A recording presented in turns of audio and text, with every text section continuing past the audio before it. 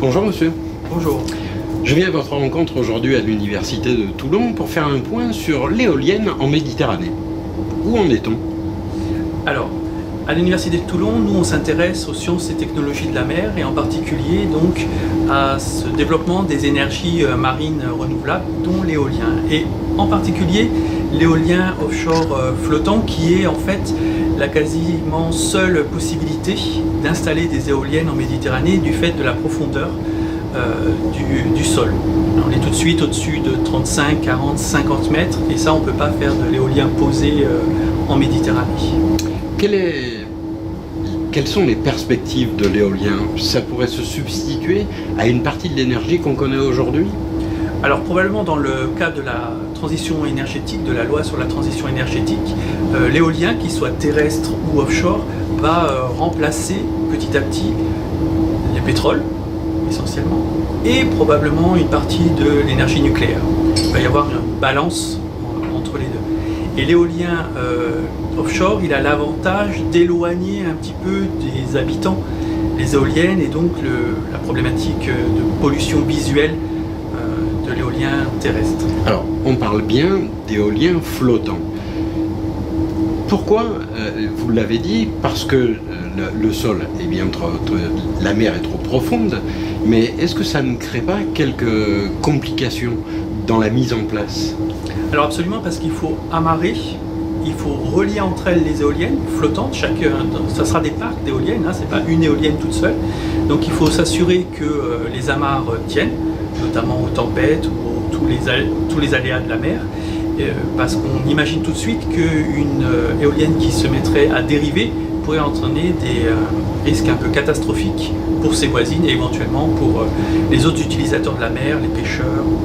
Alors ici en Méditerranée, on a le vent d'Est, on a le Mistral, et pourtant on ne se sert pas de cette énergie-là. Pourquoi? Alors, on s'en sert assez peu, vous avez raison. C'est vrai en PACA, c'est un petit peu moins vrai quand on s'éloigne et qu'on se rapproche de la région de Perpignan, où là il y a un peu plus d'éoliennes si vous vous promenez terrestre. Peut-être qu'on a beaucoup d'industries, d'ingénieurs qui sont en train de construire ces éoliennes flottantes et peut-être assez peu d'industriels locaux capables de les designer mais pas capables de les construire. Et donc c'est ça peut-être le frein qu'on observe actuellement. Parce qu'aujourd'hui nous ne sommes qu'en phase expérimentale.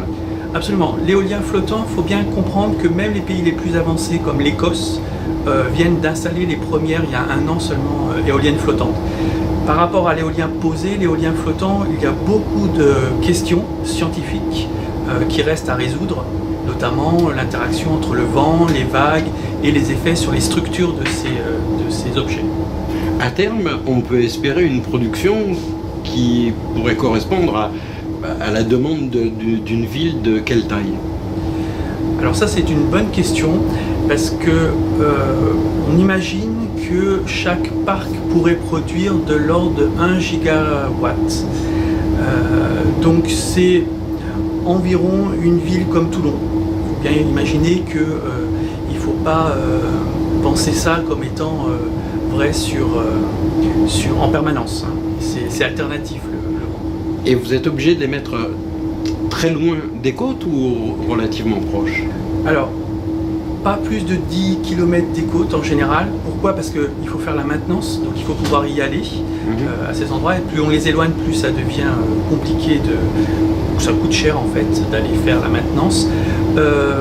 Maintenant, il y a un équilibre à trouver entre, encore une fois, la pollution visuelle, c'est-à-dire que quand on est sur la plage, on n'a peut-être pas forcément envie d'avoir une forêt d'éoliennes devant nous, donc il faut trouver la bonne distance, sachant qu'elles feront à peu près 80 mètres de diamètre, donc à peu près une centaine de mètres de hauteur. Donc vous voyez, il faut quand même les éloigner relativement de la côte, à minima une dizaine de kilomètres. Vous voyez ça dans un calendrier à peu près dans combien d'années?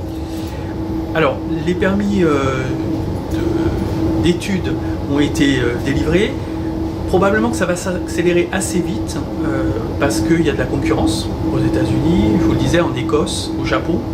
Je pense que dans les 3 ou 4 prochaines années, on va commencer à avoir des fermes expérimentales de 3 ou 4 éoliennes et puis voir comment elles se comportent et si on arrive vraiment à maîtriser cette technologie. Et aujourd'hui, il n'y a aucune nuisance pour le milieu environnant, c'est-à-dire peut-être pour les pêcheurs ou même les poissons? Alors, il faut voir que là, ça peut être une balance entre les deux. C'est-à-dire que avoir des zones protégées, puisque finalement les pêcheurs pourront peut-être pas aller complètement comme ils le souhaitent dans ces zones-là, fera que eh bien, la biodiversité va pouvoir se développer. Donc ils vont avoir peut-être de nouveaux espaces où les espèces seront plus tranquilles pour se reproduire. Donc ça, c'est l'aspect un peu bénéfique des choses. En même temps, on introduit des nouveaux objets dans la mer, donc changement peut-être de diversité ou de problématiques de déplacement, notamment des cétacés. Vous, en tant que chercheur, quels sont les freins que vous rencontrez à l'heure actuelle? Alors, d'un point de vue, vous voulez dire de la science? Peut-être politique, mais peut-être aussi technologique. Alors, un des freins actuellement, c'est comment on serait capable de piloter à distance ces structures. Les piloter, ça veut dire les orienter, ça veut dire les mettre en sécurité en fonction des vents qui sont mesurés, mais aussi potentiellement de prévoir à quel moment elles risquent de casser ces éoliennes pour pouvoir prendre les mesures qui conviennent. Donc, imaginez des nouveaux capteurs de suivi de l'état de santé de ces systèmes intégrés à ces éoliennes, c'est par exemple un point qui n'existe pas aujourd'hui. Donc, une nouvelle fois, l'Université de Toulon est à la pointe. On peut le dire. Eh bien, écoutez, je vous remercie, je vous dis à très bientôt. Merci.